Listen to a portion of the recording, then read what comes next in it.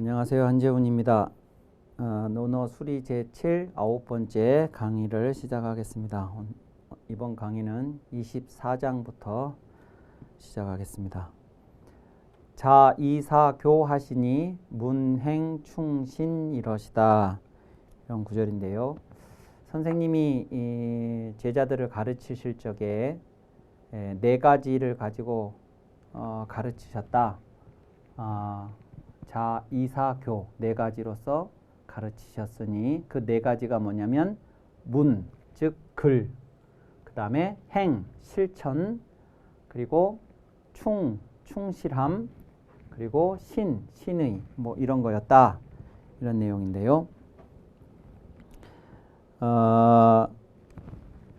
네 가지인데 이제 가르치는 가장 기본은 글이죠.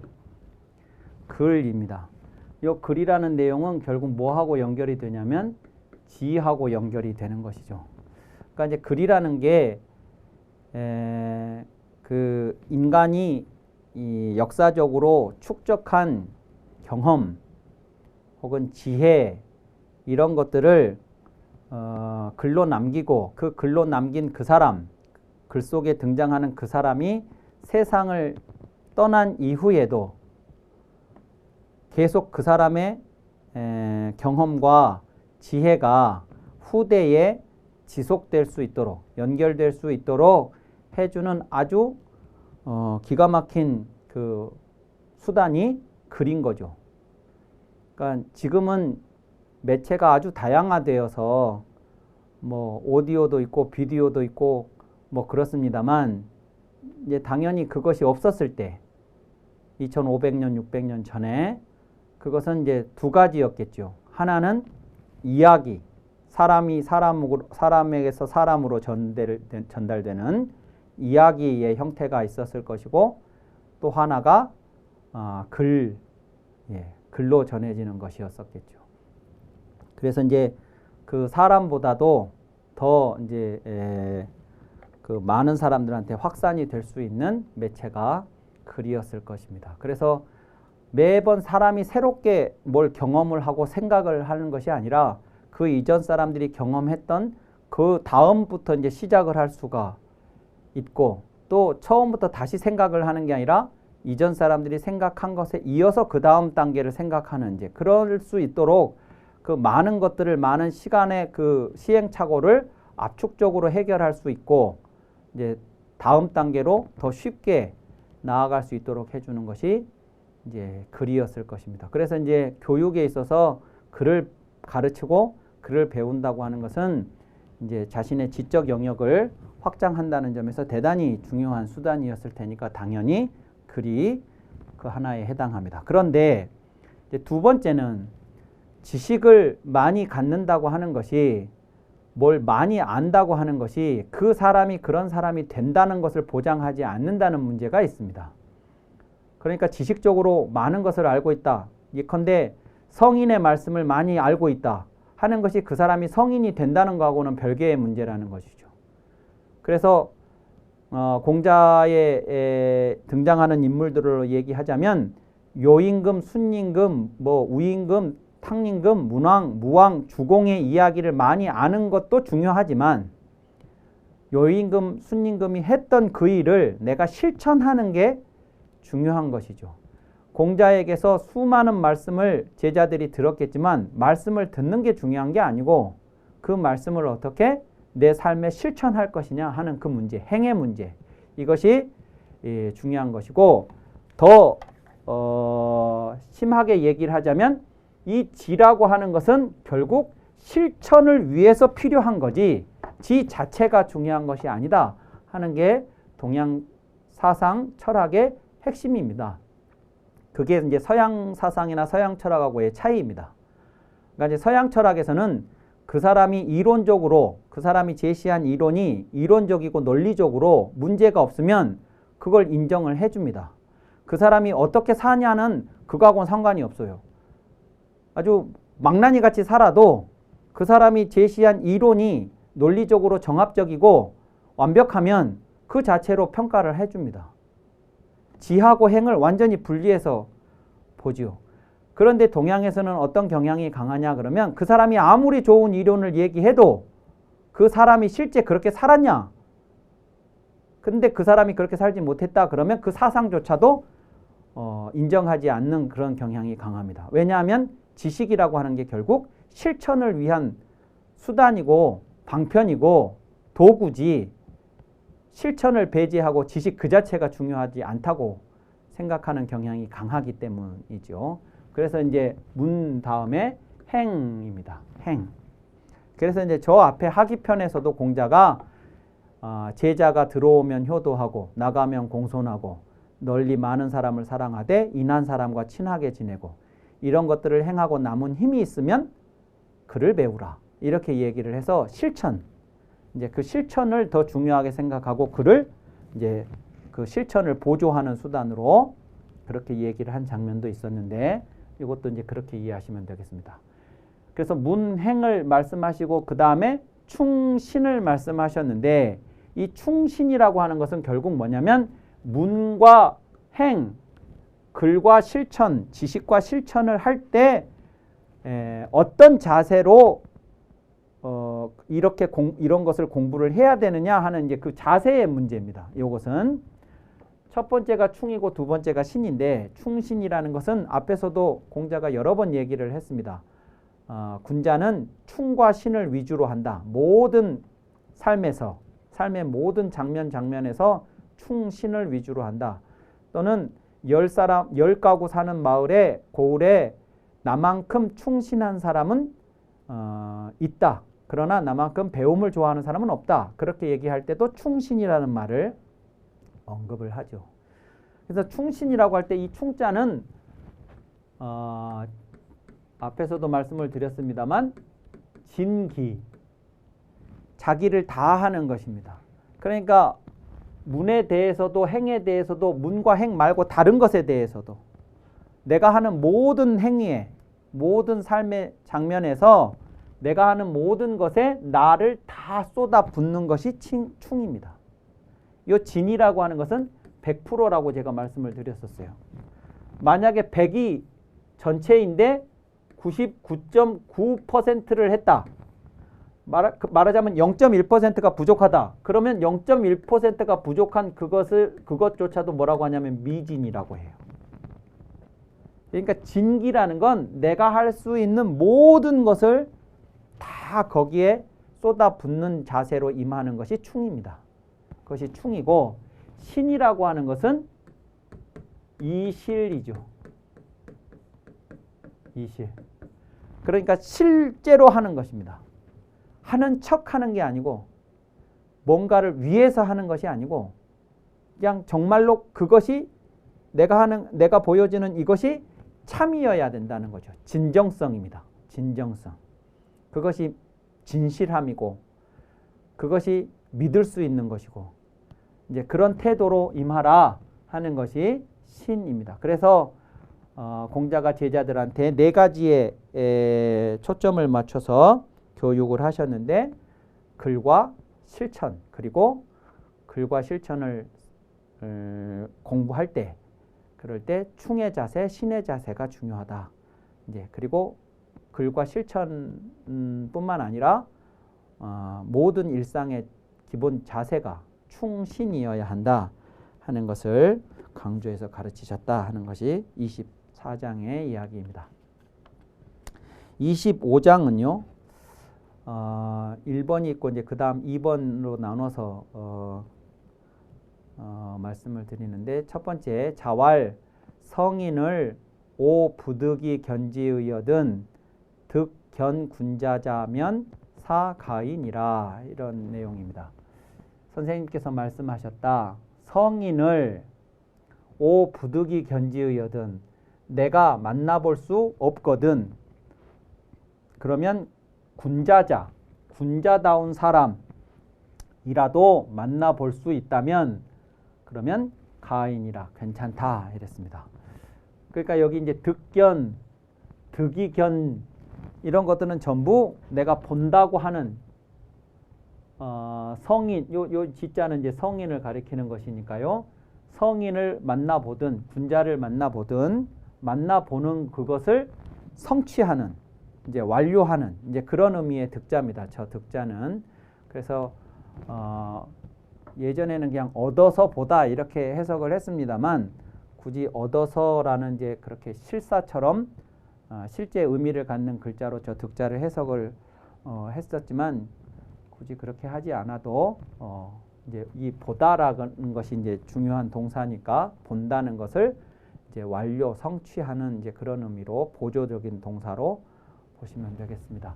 그래서 이제 성인과 군자가 여기 나왔는데, 성인과 군자를 구분을 했고, 군자보다는 성인을 더 상위 개념으로 지금 이야기를 합니다. 그러니까 정말로 내가 만나보고 싶은 사람은 성인이에요. 그런데 그 사람을 만나볼 수가 없으면 군자다운 사람이라도 만나볼 수만 있다면 그것만으로도 괜찮겠다. 이제 이렇게 이야기를 하고 있는 것이죠. 그러면 이제 성인하고 군자는 어떻게 차이가 있느냐라고 하면, 성인에 대해서는 이렇게 설명을 합니다. 신명불측지호 이랬어요. 이것은 그러니까 성인이라는 것은 신명해서 신비스럽고, 또 명이라고 하는 것은 세상 모든 것에 대해서 이제 모르는 것이 없는 훤히 밝으신 이제 그런 뜻이죠.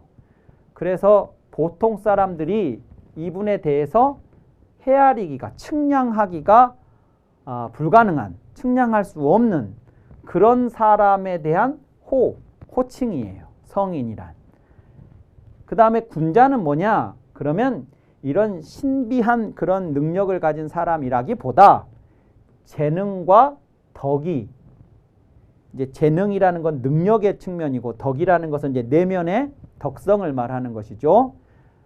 그러니까 이제 그 자신 인격적으로 내면의 덕성이 훌륭하고, 또 그뿐만 아니라 어떤 일을 처리를 할 때 그 일을 충분히 처리할 수 있는 뛰어난 재능을 가진 그 제 덕이 출중한 사람을 가리키는 말이 군자다 하는 것입니다. 그래서 군자만 하더라도 이제 대단히 훌륭한 인격과 덕과 또 뛰어난 재능을 가지고 있는 사람이니까, 그런 사람을 볼 수만 있다면 그것도 괜찮겠다라고 이야기를 하고 있는 장면입니다.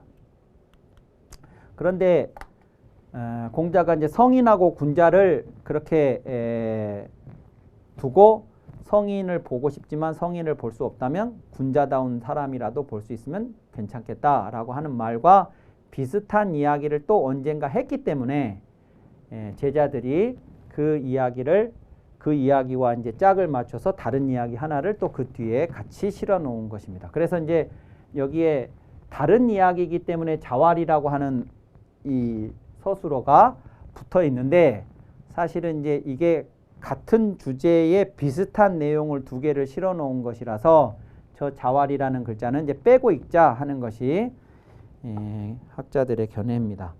자, 그래서 보시면 선인을 오 부득이 견지의여든 득견 유황자면 사가은이라. 이게 문장이 비슷하게 생겼죠. 아까처럼. 아까와 같이 성인과 군자 그것처럼. 그래서 여기서는 이제 선인입니다. 선인.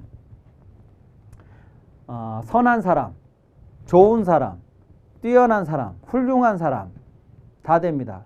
선이 나오면 항상 도덕적으로 선하다고만 보실 것이 아니라 재능이 훌륭하고, 그래서 어쨌든 다른 사람들한테 좋다는 인상, 좋다는 인식 혹은 그런 판단을 가능하게 하는 뭔가를 가진 사람이 선한 사람이에요. 이 선자가 좋다는 뜻이니까. 그리고 이제 도덕적으로 선하다도 이제 그런 차원에서 만들어진 의미인 것이죠. 그런 차원에서 도출된 의미입니다.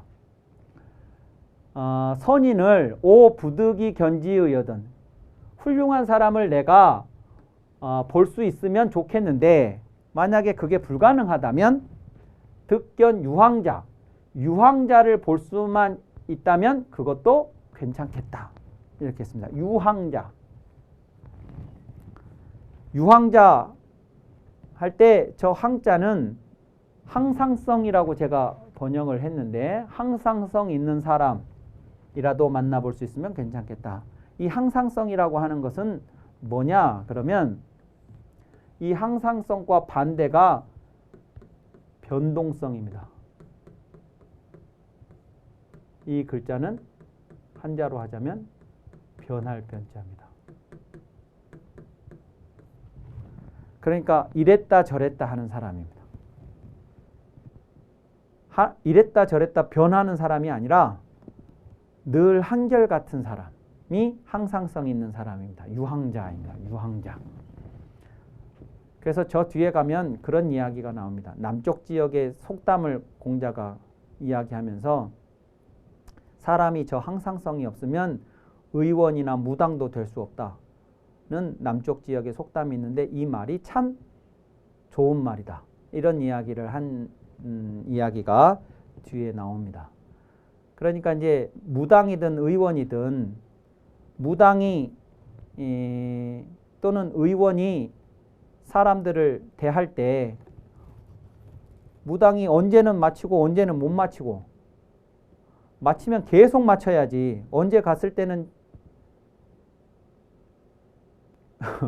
무릎팍이 땅에 방바닥에 닿기도 전부터 왜 왔는지를 딱 맞히는 무당이 또 그 다음에 언제 갔더니 전혀 엉뚱한 소리만 하고 있고 이렇게 되면 다시는 그 사람을 찾아가지 않는다.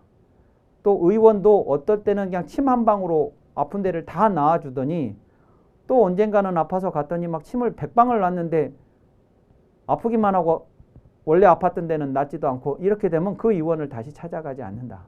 그러니까 항상성이라는 것은 그랬으면 늘 그런 것입니다.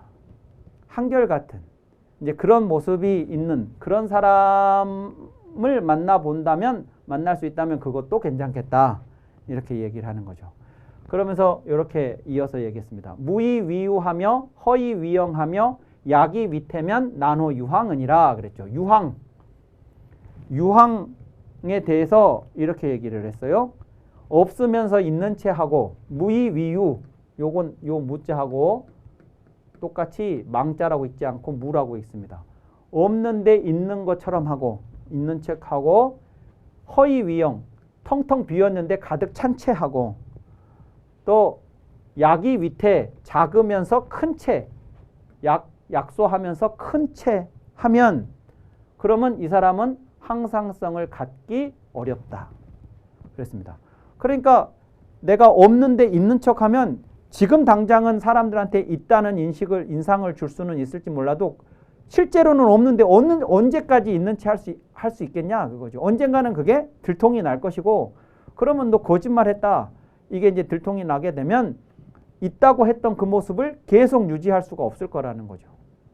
그게 항상성을 가질 수 없다는 거예요. 그러니까 내가 없으면 없다고 하고 있으면 있다고 하고 작으면 작다고 하고 크면 크다고 하고 진실해야 항상성을 갖는다. 그러니까 항상성이라는 말의 또 다른 표현은 진실성, 진정성이죠.